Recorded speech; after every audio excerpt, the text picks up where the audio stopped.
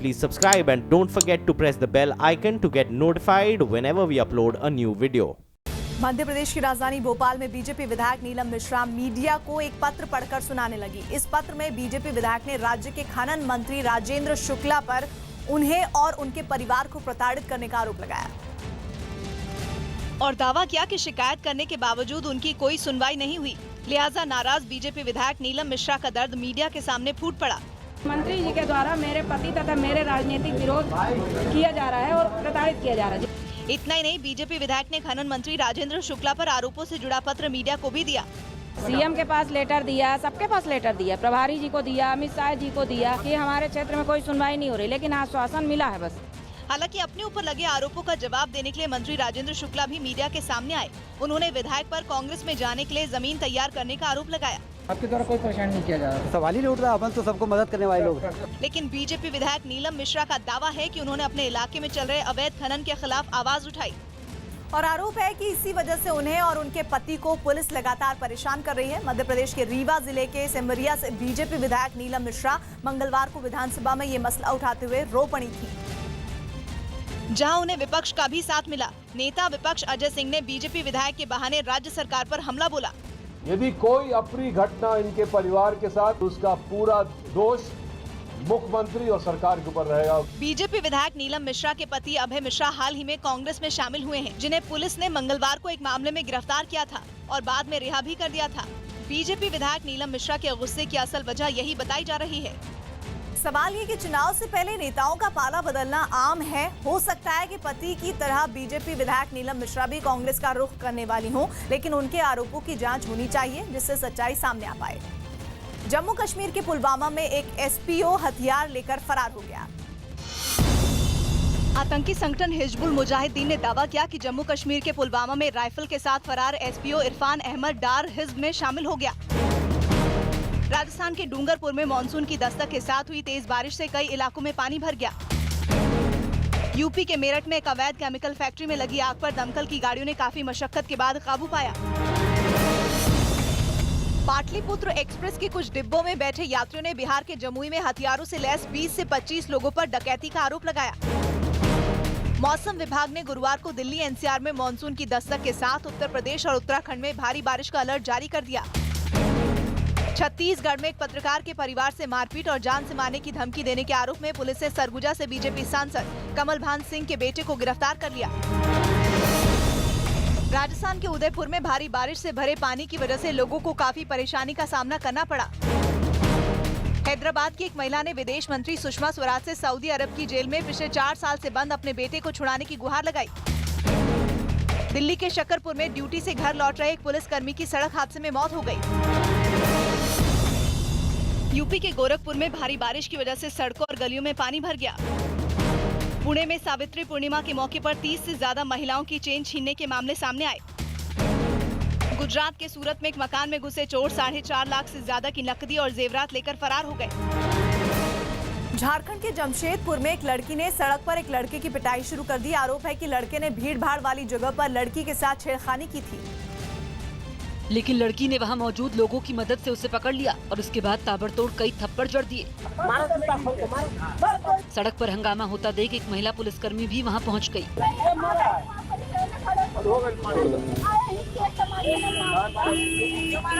हालांकि लड़का खुद को बेगुनाह बताता रहा, लेकिन लड़की की शिकायत पर पुलिस ने उसे हिरासत में ले लिया और थाने में भी महिला पुलिसकर्मी ने उसकी जमकर मरम्मत की।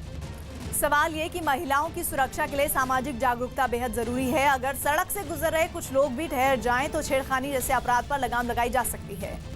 मध्य प्रदेश के उज्जैन में कुछ लोगों से घिरे सफेद कुर्ते में खड़े एक आदमी पर एक महिला स्याही डालने लगी। आरोप है कि लोग अपने इलाके के पार्षद के काम से नाराज थे और इसलिए जब उज्जैन के बड़नगर में बीजेपी पार्षद के पति इलाके का मुआयना करने पहुंचे तो लोगों ने उन्हें घेर लिया और भीड़ से निकलकर एक महिला ने उन पर स्याही डाल दी।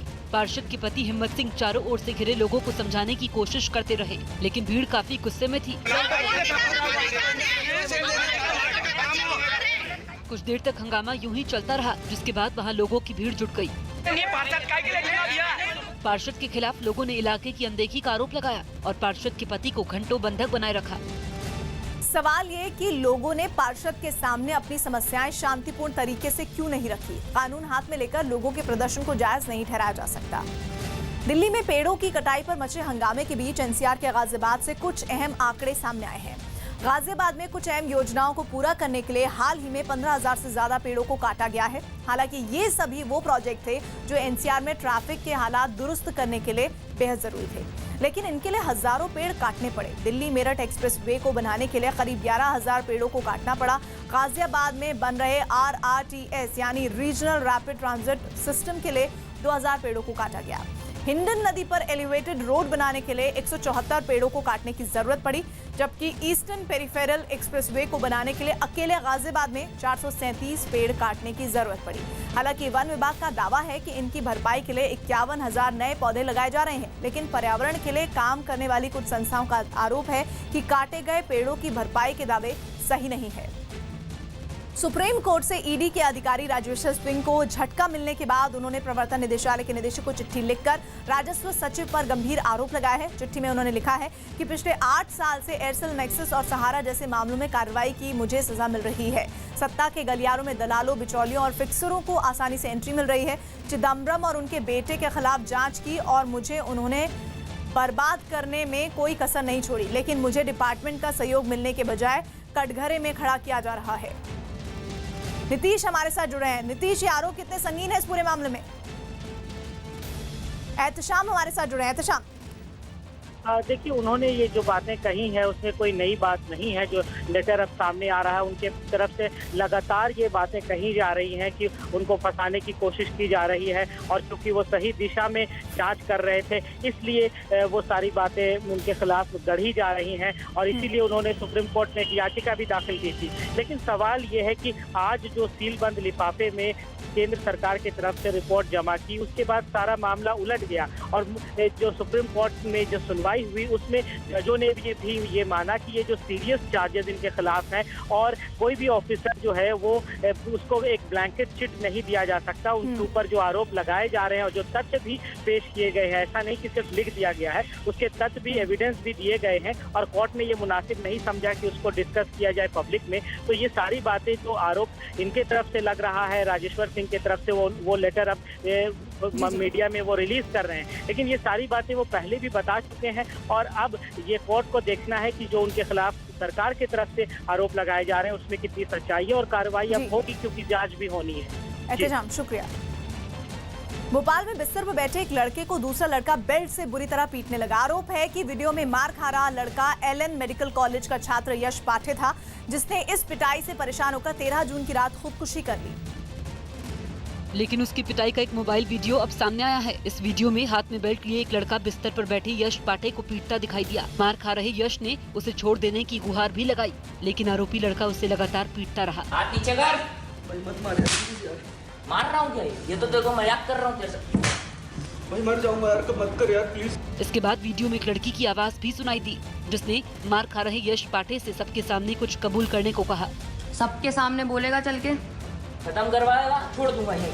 इस बीच आरोपी लड़का यश को बेल्ट से लगातार पीटता रहा। दावा किया जा रहा है कि वहां मौजूद लड़की ने ही अपने मोबाइल से इस घटना का वीडियो बनाया। बताया जा रहा है कि वीडियो बनाने वाली लड़की मध्य प्रदेश विधानसभा के पूर्व सचिव सत्यनारायण शर्मा की बेटी श्रुति शर्मा है, जिन पर खुदकुशी करने वाले यश पाठे को ड्रग्स देने और जबरन पैसे वसूलने का आरोप है। और आरोप है कि ड्रग्स के पैसे नहीं चुकाने पर ही श्रुति ने अपने एक साथी की मदद से यश की पिटाई की। ड्रग्स ले रहे थे श्रुति शर्मा, यश, और फिर उस कारण यश की मारापीटी हुई जो श्रुति शर्मा ने करी।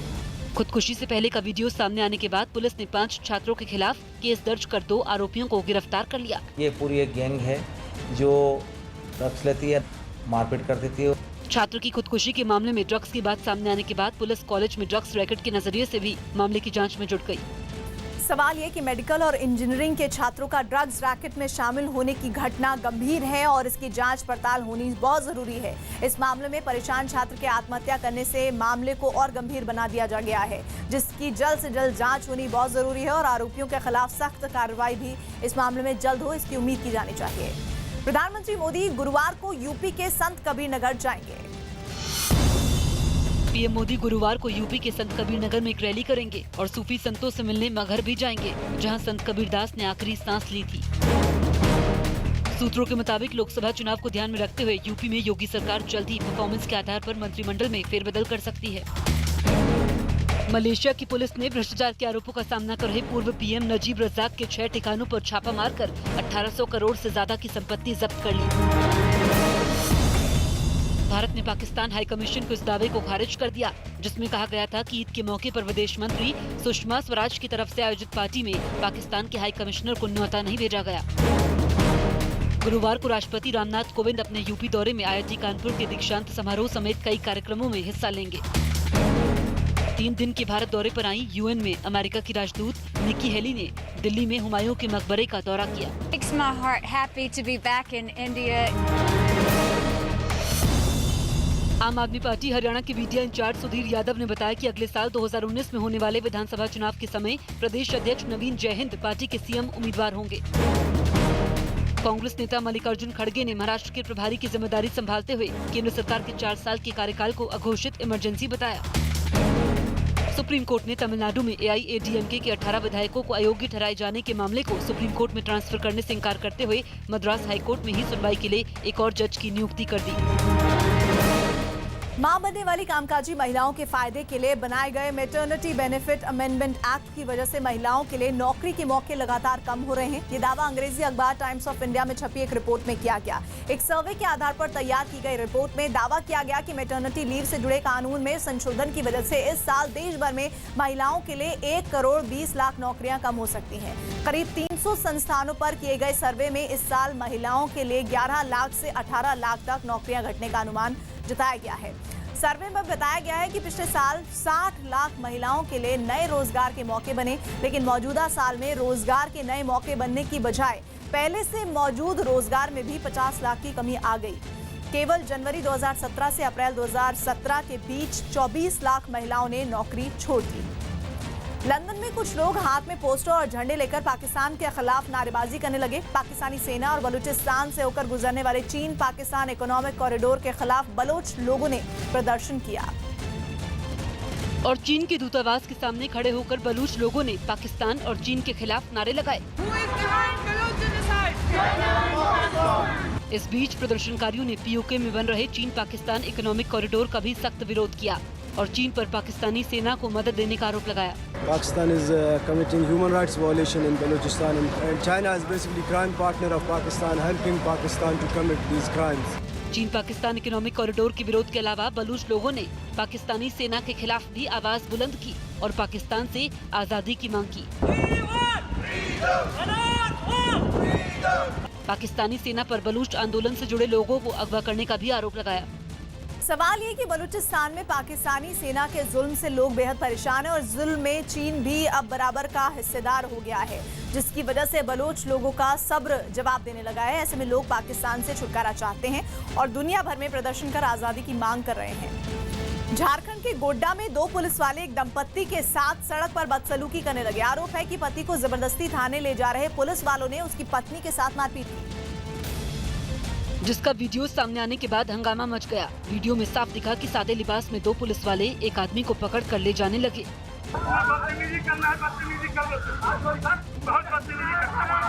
आरोप है कि जब सरयू नाम के इस आदमी की पत्नी ने विरोध जताया तो पुलिस वालों ने उसकी पिटाई कर दी। इस बीच महिला जोर जोर से रोने लगी, लेकिन इसका असर पुलिस वालों पर नहीं हुआ। ऐसा गमछी था हमारा गला में, ऐसा पकड़ के बस हमरा देना शुरू कर दिया, पत्नी को भी मारा। खबर के मुताबिक सरयू पर पुलिस ने कुछ दिन पहले केस दर्ज किया है और केस के सिलसिले में पुलिस उसे थाने ले जाना चाहती थी, लेकिन सड़क पर पति और पत्नी के साथ हुई बदसलूकी से इलाके में माहौल गर्मा गया, जिसके बाद गोड्डा के विधायक ने इस मामले में SP से कार्रवाई की मांग की। एक महिला के साथ मारपीट किया गया है, ना कोई महिला कांस्टेबल थी, ना कोई महिला पुलिस थी, तो मुझे कहीं ना कहीं लगता है काफी गंभीर मामला है। हालांकि थाने के दूसरे पुलिस वाले इस मुद्दे पर कुछ भी कहने से बचते दिखे। 2 मिनट लगाने दीजिएगा। वहीं SP ने सरयू और उसकी पत्नी से बातचीत के बाद इस मामले में सख्त कदम उठाने का भरोसा दिया है। सवाल ये कि पुलिस अपने रवैये में कब सुधार करेगी। पूछताछ के लिए किसी को थाने ले जाने का ये तरीका क्या सही है? इस मामले में आला अधिकारियों को लापरवाह पुलिस वालों पर सख्त कदम उठाने चाहिए।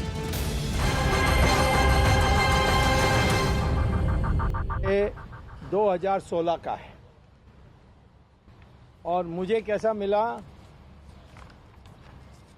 जो पिटिशनर है उसका दोस्त ने ट्वीट किया, राधेश्याम राय जो रिश्तेदार है उपेंद्र राय का, जो आजकल जेल में है फॉर फ्रॉड, चीटिंग एट्सेट्रा, और उसने ट्वीट में इसको अटैच किया था।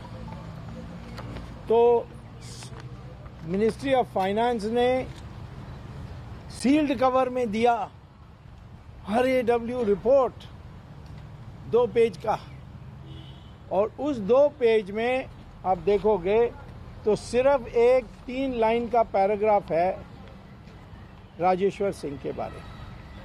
वो है दूसरा paragraph, Investigations revealed that Danish is in touch with Dr. Rajeshwar Singh